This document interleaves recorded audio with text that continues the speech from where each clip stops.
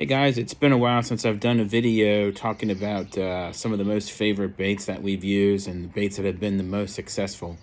So I thought I'd take advantage of the afternoon here today, and it's not the greatest weather conditions. We've had an awful lot of rain. The river levels are really flooded and the water's really stained. So haven't been able to be out on the river here in about a week or more.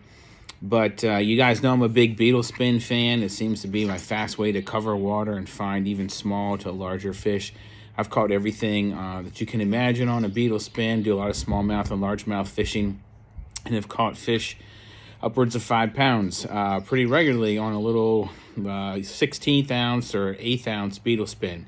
So I'm a huge fan of a beetle spin, and I put a video out a couple of years back that talked about, I think it was 2020, that was our surprise bait that we've really done really well on. Well, I'm here to come back this year to talk about a couple of different strategies. Still fishing a beetle spin. Gonna level with you on that, definitely. Mix up a bunch of other baits, of course, in there. I'm a big fan of a Senko and whatnot. But over the past couple of years, I've really got more into fishing a Ned Rig. And I've got some friends who've got me hooked into that. One is a local guide here in the DMV. Jeff Green with Shallow Water Fishing Adventures kind of got me going on fishing a Ned Rig, and I just want to show you the setup here.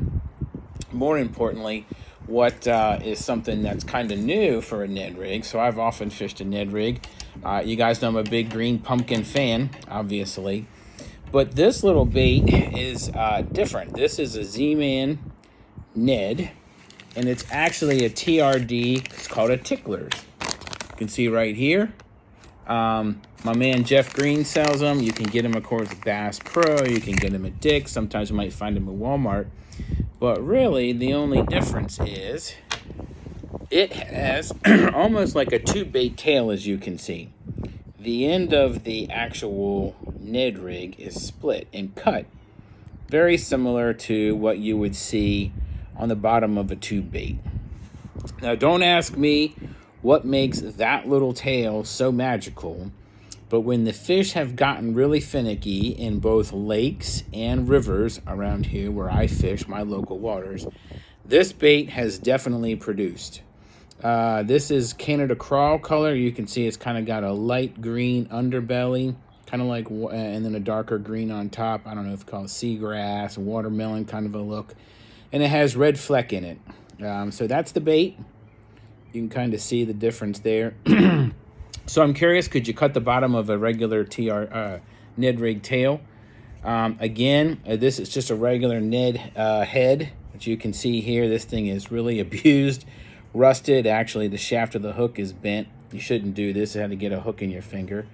But you can straighten them up there. This thing has just gotten abused. It's leaving rust on my finger, actually.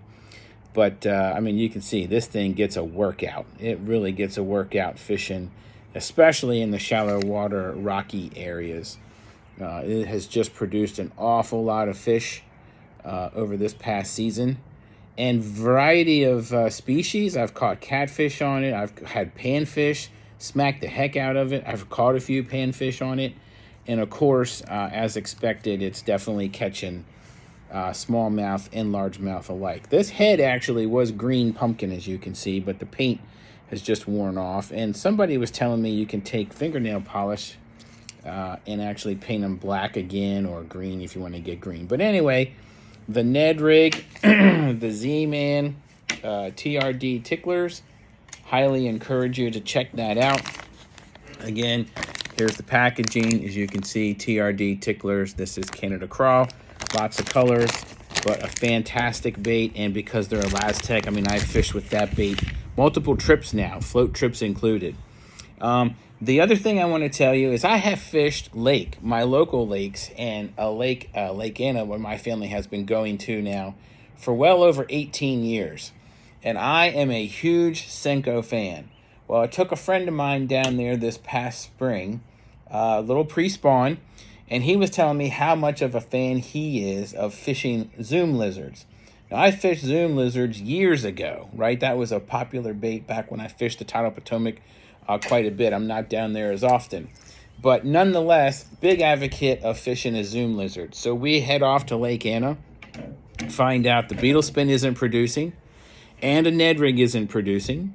And we went to fish the Senko, green pumpkin Senko that we've used for 18 years. Again, not really, just more than a few bites. This guy starts with fishing a Zoom lizard, and he says he loves to fish them weedless. So you guys all know this bait. This is nothing more than a Zoom lizard, super salty plus 4-inch mini lizard. Okay, this is the package. This is the chartreuse color with black pepper. Okay, just because I ran out. I mean, I used them so much I ran out. Chartreuse didn't work quite as good.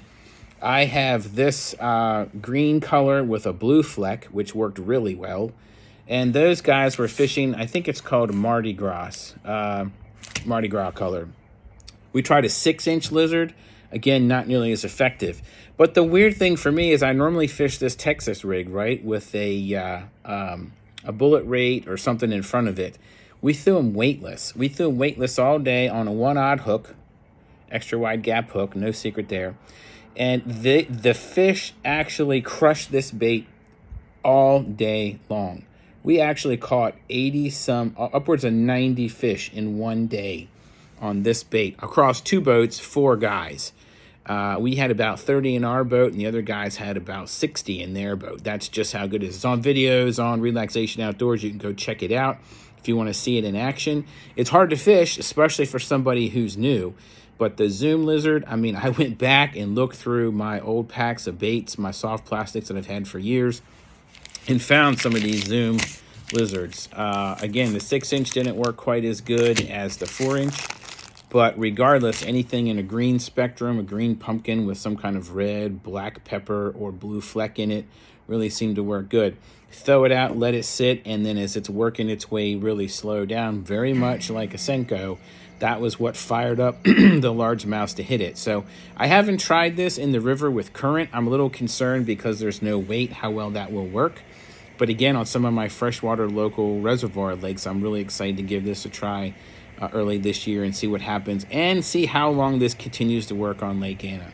So interested if you're having any success or if you've tried these, leave me a comment. Let me know if you liked the video, and we'll keep bringing you our popular baits that are working really well here for the local waters that I fish on a regular basis.